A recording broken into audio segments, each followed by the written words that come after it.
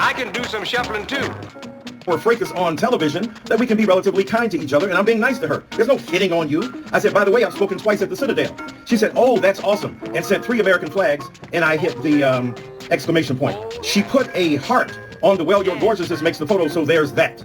Then she removed the heart two days later because she knew she was up to some mayhem. I ain't tried to hit on this woman on no day. Then later on, she called me and Keith Boykin, my fellow panelists, boys.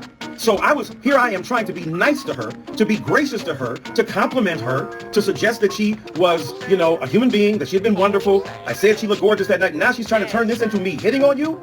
She removed the heart. These are other people that I interacted with recently, my friends, some of them. My friend Allison, I said, nice, you look gorgeous. Here she comes, talking about that. Nell Painter, a world-renowned historian. On her Instagram, I posted, after she posted about, she's a Mary Ellen von der Heyden Fellow in Letters of the American Academy in Berlin, in public, I said, gorgeous and brilliant all at once. A heart with, a face that's smiling with hearts, and a kissy face, right? I said, keep up the great work.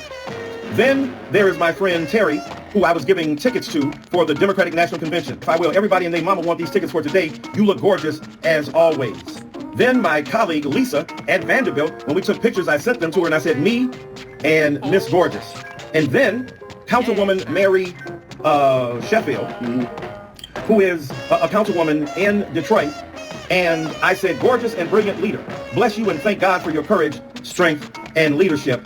And then my dear friend Susan Taylor, a renowned editor, queen, that's what I call her. So good to see you today. You look gorgeous as always. And your soul-inspiring conversation was uplifting as always. Feel better, love y'all. And then finally, to Dana Bash, interview she did with Kamala Harris. And then on another interview, saying people of color are eating cats, that's racism. I was quoting her. I said, thank you, Dana Bash. Besides being brilliant and courageous, you also look gorgeous. And then I put a power hand and a smiley, a face with hearts.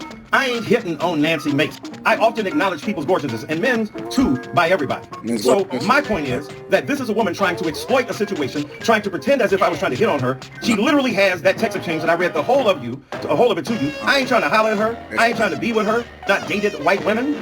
Not that that's a problem. All 3 of my wives have been 7 to 11 years older.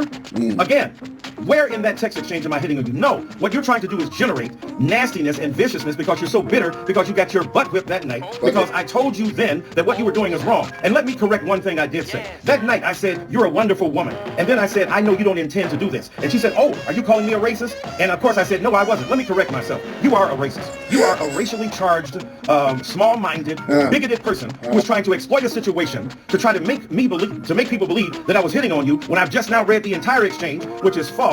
I've read other exchanges with people where I've called them gorgeous and wasn't trying to hit on them. A bigoted, racist attempt will not succeed. Ain't nobody trying to holler at you. And if you're that desperate that you need a black man to holler at you, I'm not the one to do it.